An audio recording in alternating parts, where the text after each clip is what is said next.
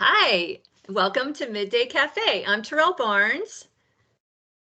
Mike Gannotti. And we have a special guest today, Sonja Clark. She's a colleague from our GBB team, Global Black Belt team here that covers our employee experience solutions.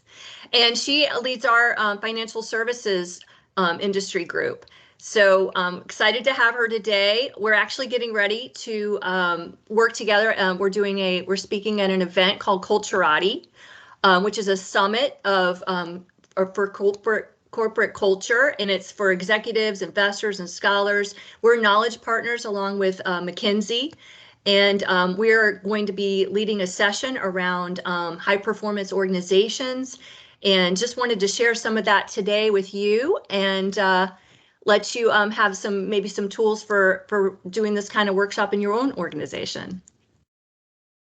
Very cool. Fantastic. And Sonja, you're going to share about the talk, right? Yes. While you're sharing your screen, I just have to say I'm a little intimidated today. I have 2 black belts, so I feel like I should be getting ready. And you're going to Culturati, and I'm just not cultured, so I'm just out on everything. But go ahead. This is awesome. So what I'm sharing on the screen here is what Microsoft has published as a part of our high performance organization framework. And in really looking at some of the trends that are contributing to high business performance. So as we look at how companies are performing in the market, what are some of those underlying factors that we see to be common across high performers and what differentiate them from those lower performers? And what we were able to identify are these 3 key elements of engagement. So are employees energized? Are they empowered? Are they invested to do their work? Frequently, engagement can be measured through surveys that employees, HR, people departments are conducting. The second component of this equation is productivity. So how does the work actually get done? And how can we think about defining productivity in terms of job function? Productivity for a salesperson looks different from productivity for a healthcare provider, looks different from productivity for a software developer.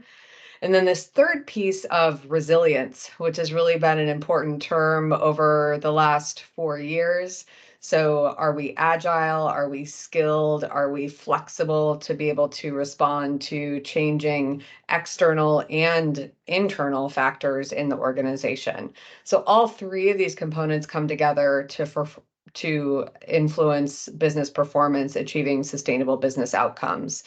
And what Tyrell and I are going to be doing in our upcoming breakout session at Culturati is hosting more of a design thinking working session. So thinking about, how do you define engagement in your organization? What are ways that you think about measuring organizational productivity? How would you actually rate your business resilience on a 5-point scale? Where do you have those opportunities to improve? And as we think about each of these 3 areas, sometimes, there's that phrase, perfection can be the enemy of good, and we can get overwhelmed by the number of things that are ultimately impacting and feeding business performance. So what if we break it down into kind of near-term time horizons? So what's something that you as an individual could do to impact employee engagement in your organization next week? Let's say you're an individual contributor. Maybe that looks like, sending somebody praise or recognition or a thank you. Maybe you're a manager. Maybe that means taking some time out of your next team meeting to really talk about what's working well in the organization, or create some space for transparent dialogue about maybe what could be improved. So thinking about that real near term, that next week, what could I do, start working towards for next month? What's maybe a 6-month time horizon? Same thing for productivity in terms of those measurements. How can we get a better handle on what are some of those indicators of employee productivity? What's maybe getting in the way or bogging us down in terms of having too many meetings, or maybe not having enough time to learn? And that kind of translates us into the business resilience as well. What's getting in the way of greater agility? Where can we maybe take a look at processes or organizational structure, or those skills that we have that can allow for more of that flexible teaming model as we maybe need to respond to a new trend in the marketplace. And these are all things that are really agnostic to industry. So I work in financial services, but have also supported customers in manufacturing and retail. And I would say I hear a lot of the same challenges regardless of that industry sector. And so these are questions that we can answer and kind of problem solve and learn from one another, regardless of what industry we're supporting, or perhaps even what level of the organization we're at, or even what department we're technically in charge of. You don't have to be a chief people officer to care about the people in your organization. Oh, that's fantastic. Thanks, Sonja, for sharing that and that perspective of how you see this across the different industries. I'll just even add to that. I've noticed that within an organization, it doesn't really matter what industry. I see pockets of this where there is a lot higher performance and engagement and productivity maybe. And then in other areas in that same organization, they could really leverage those learnings, but they don't really have a way to see that. And so I think that comes around to the point of like, how do you measure engagement? How do you measure productivity? How do you know if you made a change in one of those areas that you are improving or on the right track? So that's something that we talk about with customers a lot. So I would just love to hear maybe some of the latest from a financial services customer where you've seen this. And before she jumps in, just to kind of, I just want to kind of follow on that. It's just, it is across all industries. Like I'm specific to healthcare and life sciences. Exact same things are going on, right? I just talked with a customer this morning. We had an hour engagement, and that whole idea of engagement, getting more productive, and how are we enabling that, and then being able to measure that stuff's paramount. So it really is across all industries, which I think is great, because we have sitting right here right now, we have Sonja, who is focused today on FinServe.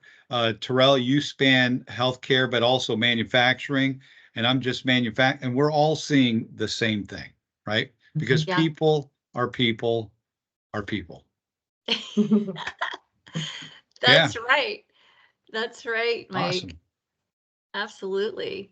And so, Sonja, have you worked with a customer recently where you were asked some of the ways that they could utilize some of our study and our research that we've done in this area?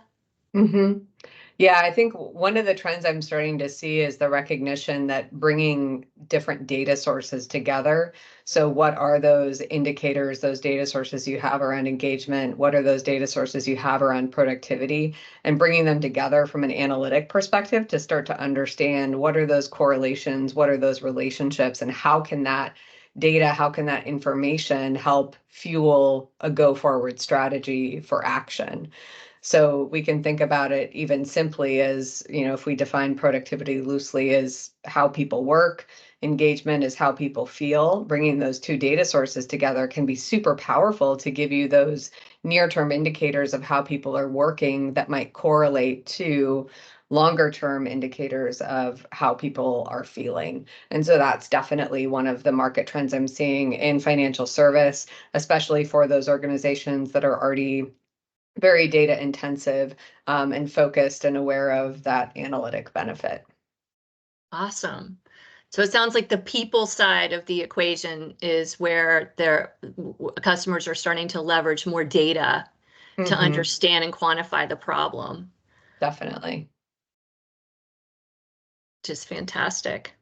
Well, cool. Well, the other thing I think that we are seeing, or at least I know y'all have probably seen this too, is just over there's been a lot of change over the last, 5 years. For example, a ton of change.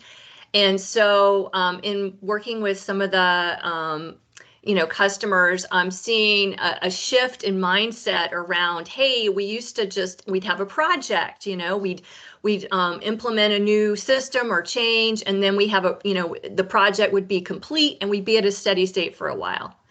So it seems like that's not really the way that we're doing things now. It seems like in order to be resilient and to stay kind of agile, we're having to move more towards that agile mindset of, okay, we have something to start with, right? You know, a minimum viable product, we often call it at Microsoft.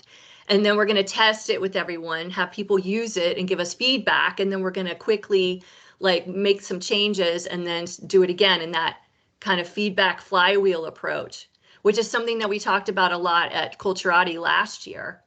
So it's going to be interesting at Culturati to see kind of what people have learned in the last year and what's kind of top of mind. I know it's going to be a lot of AI, Gen AI, leveraging Gen AI. So do you see an opportunity to leverage Gen AI and for like example, the new performance equation? Absolutely across the board. I think what we're starting to see with customers is the interest in how can generative AI create capacity and really be a booster to productivity. So a lot of what we hear from customers and I think what we hear from ourselves at Microsoft as well is just it's that capacity issue, maybe getting in the way of productivity and maybe also impacting engagement or influencing that capacity for resilience. And so the more that generative AI can really free up time from some of those more, mundane or rote tasks and free up time for creativity, free up time for upskilling, free up time for learning, that's a lot of the benefit that we're starting to see. Free up time for managers to do what they do best, to model, coach, and care. Yeah. Yeah. Managers really are the change agents driving a lot of this. Yeah. Wow. Well, thanks so much. It's been awesome having you as a guest. We really appreciate you joining from the Pacific time zone too. Absolutely. Yeah. I have a question. So if customers, like you're doing this as a workshop, right? So it's not just, it's an actual interactive, customers are walking away with something. But if we look at organizations who, they're looking at this, right? This new performance equation, and they want to see where they fit in there, how this could work in their organization, right? What would be a next step for customers so that they would be able to start to look at doing some of this within their own org? Yeah, that's a great question. I think there's different ways. I know sometimes we as Microsoft will sit with our customers to help facilitate those sessions. Different partners out there as well from an advisory perspective are helping host more of those design thinking type of workshops at scale in the organization, and particularly to bring together those different stakeholders as well across lines of business that all really have a key role in the business performance. So then I guess key would be talk to your rep, Microsoft reps, to engage either someone like one of ourselves, particularly the global black belts are doing these with your identified, the accounts that you're working with, your space. We have, like you said, partners that we've identified. Just don't run out and grab one. Talk to us to get one that is really golden with us in their space. And then maybe even like MTCs or something. But the key is engage your Microsoft account team. So because we want to help them. Absolutely. Exactly.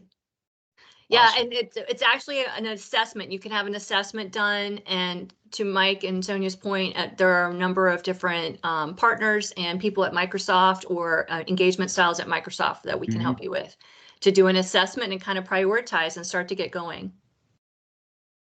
Awesome. Great. All right. Get equating. Well, thanks so much, everyone. Thank you. Thank Have you a great very day, much. everybody. Bye. Bye.